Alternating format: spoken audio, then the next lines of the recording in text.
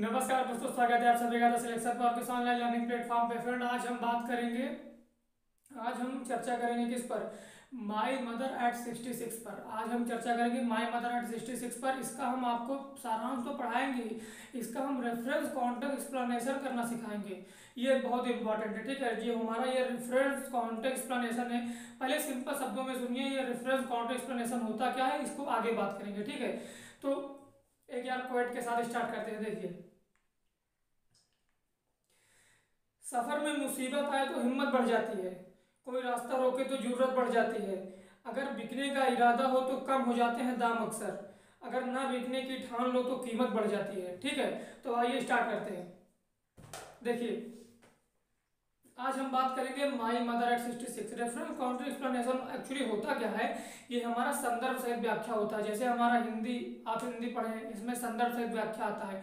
7th 8th में हम संस्कृत पढ़ते थे, उसमें संदर्भ सहित व्याख्या आता है। तो बस कोई नहीं यार, बस हमको यहाँ अब इंग्लिश में संदर्भ सहित व्याख्या पढ़ना है, बस इतनी सी बात है। वहाँ हिंदी में पढ़ते थे, यहाँ इंग्लिश में पढ़ना है, ठीक है। आइए आपको बताते हैं कैसे होगा। देखिए, पहले तो आप यार, अगर आपको रेफरेंस कॉन्टेक्स्ट एक्सप्लेनेशन आना है, ठीक है, तो आपको यार जो इसका हिंदी अनुवाद होता है, मतलब ये जो इसका अर्थ होता है वो आना चाहिए। मतलब ये जो सेंटेंस होता है, जो वाक्य होता है, जो स्टेंजा होता है, इसको आपको पता होना चाहिए, इसका भाव क्या है, तभी तो यार उसी के हिसाब से तो हम बनाएंगे।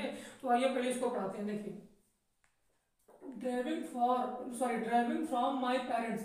देखिए, क्लास 12, पहले यहाँ देखिए, class 12 poetry my mother at 66 composed by COM point, मतलब composed by Kamala Das. Composed by कौन है? कमला दास, ये हमारे भारतीय पोएट है, ठीक है। देखिए, driving from my parent driving from my parent home to Kochi last Friday morning I saw my mother besides me doze में ऊँघना, ठीक है।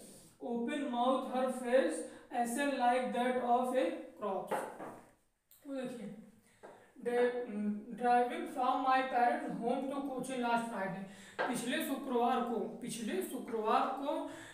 मतलब मैं अपने माँ बाप के घर से कोचीन के लिए वाहन चलाकर रवाना हुआ या निकला, ठीक है। पिछले शुक्रवार को मैं अपने माँ बाप के घर से वाहन चलाकर कोचीन के लिए निकला सुबह सुबह, ठीक है। आई सॉ माई मदर, मैंने अपने माँ को देखा, मैं अपने माता को देखा।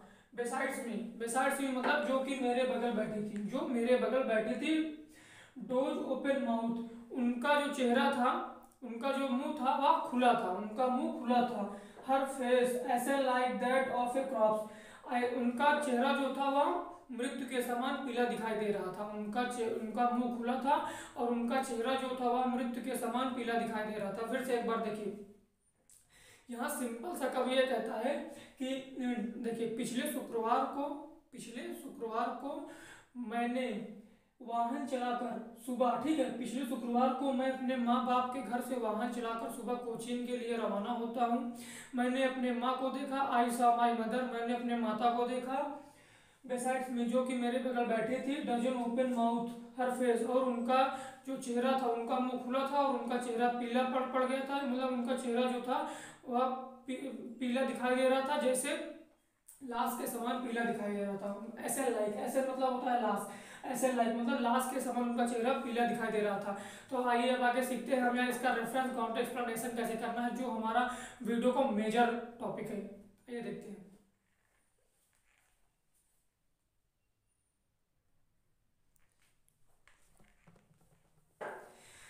तो हाँ दोस्तों, घड़ी आ गई, हम पढ़ने चल रहे हैं रेफरेंस कॉन्टेक्स्ट एक्सप्लेनेशन, ठीक है।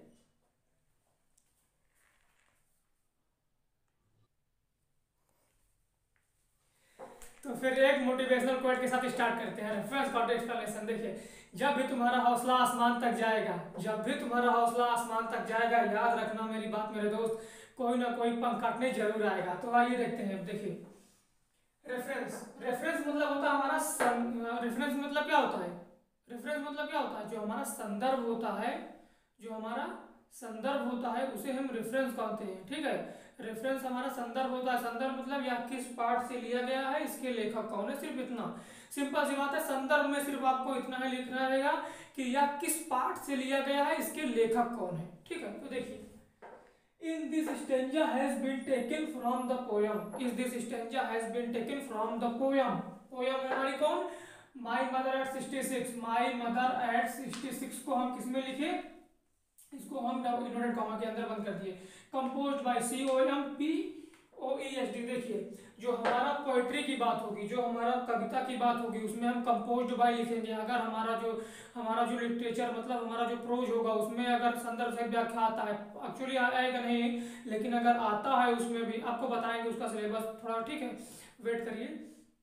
अगर उसमें अगर प्रोज में अगर ये संदर्भ सहित व्याख्या आता है, अगर प्रोज में होगा बात तो इसमें हम लिखेंगे रिटन बाय। फिर से सुनिएगा, पोएट्री की बात होगी कंपोज्ड बाय, प्रोज की बात होगी written by, poetry composed by, याद कर लीजिए poetry composed by, poetry composed by, और जो हमारा लिटरेचर होगा प्रोज होगा वो written by, prose written by, prose written by, ठीक है। देखिए कंपोज्ड बाय कमला दास। देखिए इसमें रेफरेंस में यही पूछता है, रेफरेंस का हिंदी अर्थ क्या होगा? संदर्भ। इसका हिंदी अर्थ क्या होगा? इसका हिंदी अर्थ होता है संदर्भ, संदर्भ रेफरेंस।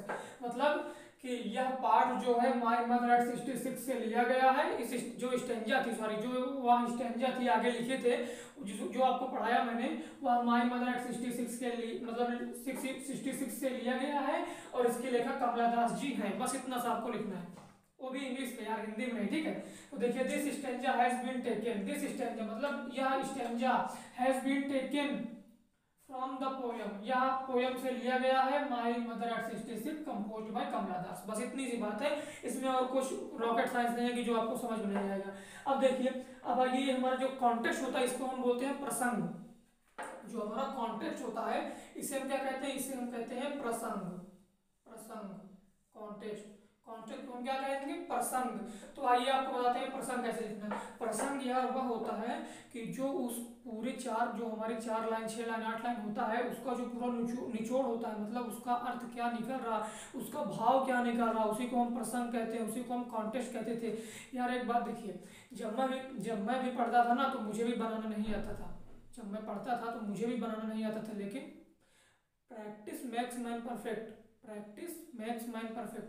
और आपको एक वीडियो में, इस वीडियो में आज जिक्र कर रहा हूँ, हमारे प्रिय sir mister Neeraj Saini sir, उन्हीं ने मुझे सिखाया, ठीक है, उन्हीं के मार्गदर्शन में मैंने सीखा है। देखिए कॉन्टेक्स्ट मतलब प्रसंग होता है, ठीक है। तो सर को धन्यवाद, प्रणाम। देखिए हियर डिस्क्राइब द पोएट, यहाँ का भी वर्णन करता है, here describe the poet that, यहाँ का भी वर्णन करता है कि he was going to Cochin, वह कोचीन जा रहा था। he saw his mother, वह अपनी माता को देखा। and he became very sad, वह बहुत दुखी हो गया। देखिए और एक बात, जो हमारा रेफरेंस होगा वह तो मैच करेगा, लेकिन ये जो हमारा कॉन्टेक्स्ट होगा और हमारा जो कॉन्टेक्स्ट होगा और जो हमारा ये एक्सप्लेनेशन होगा, यह मैच कभी भी किसी बुक से नहीं कर सकता, क्योंकि सब टीचर की, सब बुक की, सब राइटर की अपनी अपनी तकनीक होती है, अपनी अपनी दिमाग क्षमता होती है, वो अपने हिसाब से सोचते हैं, कोई अपने हिसाब से सोचता है। लेकिन हाँ एक बार जरूर आपसे वादा करता हूँ, गलत नहीं होगा, ये कन्फर्म है, गलत नहीं होगा। ये अब अगर कभी मैच करेंगे तो यार मैच नहीं होगा, मैं 100% कह रहा हूँ, वीडियो में मैच नहीं होगा, लेकिन गलत भी नहीं होगा, यह ध्यान रखिएगा, ठीक है, गलत भी नहीं होगा। Here describe the poet, कब यहाँ वर्णन करता है कि the poet, देखिए he was going to Cochin, वह कोचीन जा रहा था, वह कोचीन जा रहा था। he saw his mother and he became very sad, वह अपनी माता को देखा और बहुत दुखी हो गया। मतलब कि सिंपल सी बात है, कवि ने यहाँ दुखी मतलब अपनी माँ को देखकर दुखी का वर्णन किया है। सिंपल सी बात है, कवि ने यहाँ किसका वर्णन किया? दुखी का वर्णन किया है।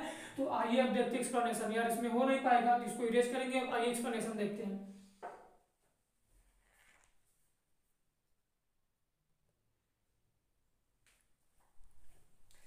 तो हाँ दोस्तों, अब आइए बात करते हैं एक्सप्लेनेशन पर। आइए देखते हैं एक्सप्लेनेशन कैसे बनाया जाता है, कैसे सीखा जाता है, इसको बारीकियों को, इसकी नज़दीकियों को हम समझेंगे, इसके नज़दीक जाएंगे, इसे हम गहराई से पढ़ेंगे, ठीक है, इसे हम डीपली पढ़ेंगे, इसे हम डीप पढ़ेंगे, ठीक है। देखिए एक्सप्लेनेशन, देखिए एक्सप्लेनेशन मतलब होता है व्याख्या। एक्सप्लेनेशन मतलब क्या होता है? किसी चीज़ की व्याख्या करना, किसी चीज़ की क्या करना? व्याख्या। एक्सप्लेनेशन मतलब होता है व्याख्या। देखिए here describe the poet that, यहाँ सी होगा, ठीक है, वहाँ सी कर लीजिएगा, क्योंकि लेखक जो हमारी कमला दास है फीमेल है भैया, वहाँ थोड़ा कॉन्टेक्स्ट में थोड़ा हो गई है, वहाँ बना लीजिएगा, ठीक है। देखिए जो ही है उसको सी कर दीजिएगा बस। ठीक है। हियर डिस्क्राइब द पोएट, कब यहाँ वर्णन करती हैं कि that she was going to Cochin for van, मतलब वह गाड़ी से बाई वैन, वह गाड़ी से कोचिन के लिए रवाना हुई। सी वाज हर मदर, उसने उन्होंने अपनी माँ को देखा।